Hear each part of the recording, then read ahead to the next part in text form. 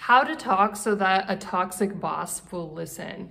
So welcome back to my channel. My name is Leah Chantel, and today I'm going to give a slightly different piece of intuitive advice that is very practical for the workplace. And it's especially practical when you have a boss who's very high up in the organization, or they own the business and it's a small business, or they could be like middle manager, but there could be a toxic culture and their behavior could be enabled.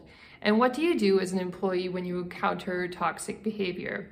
So basically, I'm going to start with a first example of, let's say the boss is saying something to provoke you as an employee. The bosses like to sometimes say something triggering to see if you care as an employee. And the challenge with work is you do want to care intellectually.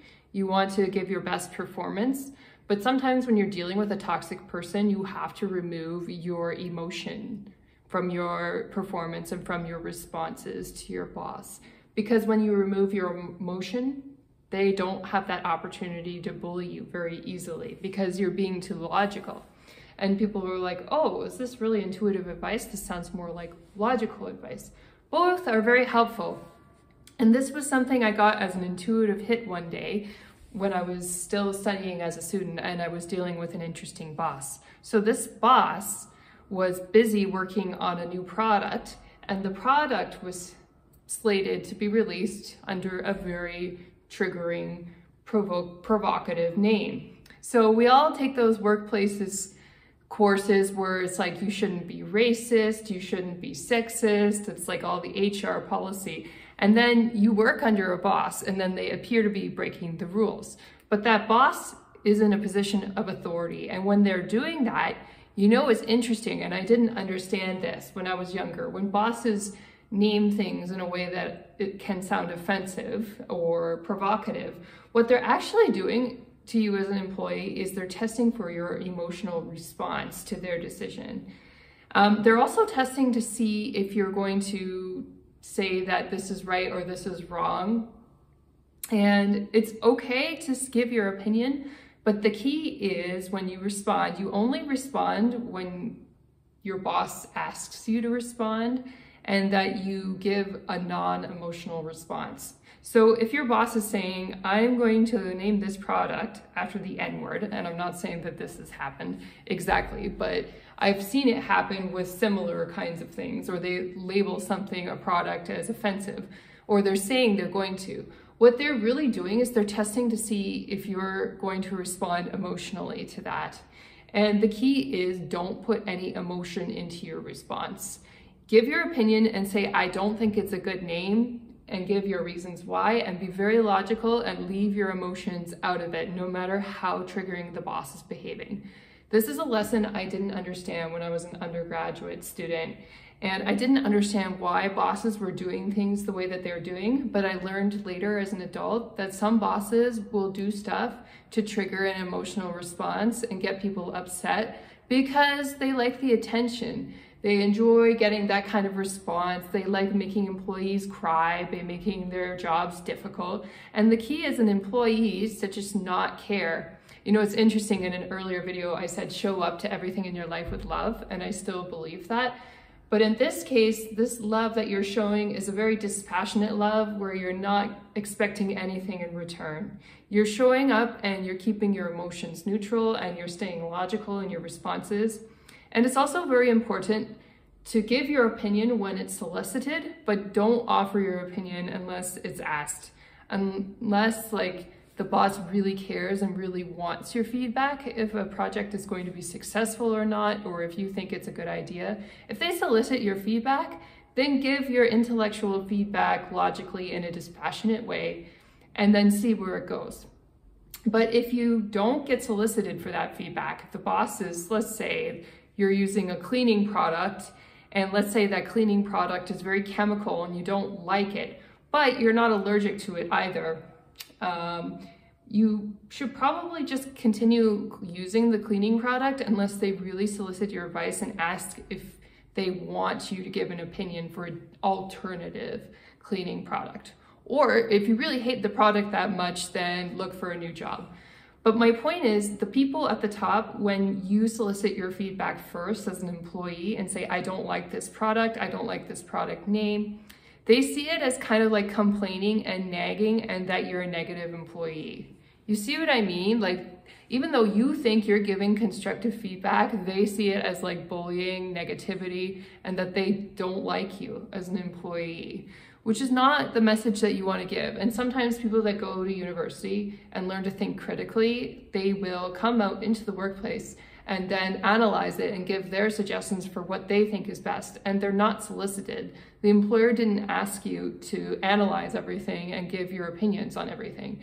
And it's not wise to come out with them unless the employer really solicits your response. And even when they do solicit and they say they really do want your feedback, think again and critically assess if they really mean it or not, or if they're just trying to do the right thing, you know, and solicit feedback from employees because it looks good, because a lot of employers are like that too.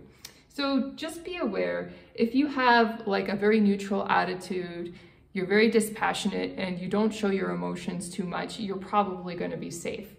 But it's okay to show up with a positive attitude as well. You can be in a good mood and humming, but not get emotional when these issues come up. And that's going to keep you out of the mud. That's going to pull you out of these weeds that come up in the workplace and stop you from being entangled in the business of others that you don't need to be entangled in. Most of us need to take a job in our lives sooner or later at one point. And we may encounter a person at work that we need to get along with long term. We can't hide from them, but we have to find a way to get by and get along with them. And the trick is to be positive, but at the same time, not too emotional. Don't get too obsessed with how things are going at work or the way things are done when you're not the manager. Let the managers take responsibility for that and to make those decisions. Unless you become the manager and you're responsible for something, then that's a bit different.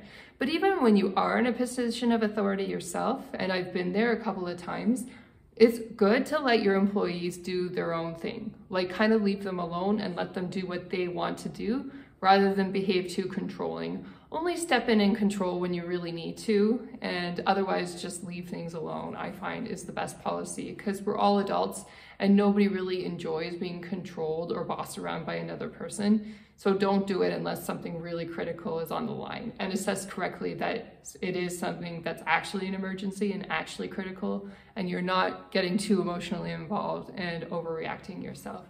I hope that makes sense, my attitudes and my advice for dealing with a toxic boss. Some bosses just behave badly because they want attention, they want feedback or reinforcement from their employees, you know? And in that case, when you're rewarding bad behavior with negative attention, it can actually make the bad behavior worse. And so it's better to just be neutral and don't respond at all. Now, if it's something really nasty is going on, I really encourage you to show up with love most of the time. But you don't have to smile or be happy when something nasty is going on. It's okay. You can just be neutral and just try to get through it. Don't say anything too negative, but you don't have to pretend to be happy about it either. Just be neutral. And then when something good later on in the day does come up, then you can go back to being in that attitude of love and being happy and grateful to be there, right? And otherwise, you just keep it neutral. I mean, that's where that whole attitude of being tough and World War II and all that comes from. I mean, sometimes it works depending on what people are doing or what their attitudes are. Sometimes it's the right thing to do as well. And so it's good to keep that complexity in mind and have that emotional control at work. Your intuition will tell you to behave in this way as well, and it will give you the right feedback. It's our emotions and our ego that tell us to do the wrong thing and get upset by other people's bad behavior at work, when it's better to take the high road and just let people do what they're going to do and just try our best to mind our own business and do our work in the right way with the right attitude. I hope you all enjoyed my take on how to deal with toxic bosses. If you like this video, please press like, and don't forget to hit subscribe to this channel. Better yet than dealing with a toxic boss, why not start your own business, right? That's ultimately the ultimate freedom. Well, you have to work harder, but at the same time, you get to be in control. So that's also a great option. Definitely encourage that too. I hope you're all having a wonderful week. And if you have any questions, you want to book some coaching, don't forget to hit me up on my website. I've got 30-minute and 1-hour sessions that you can book for me.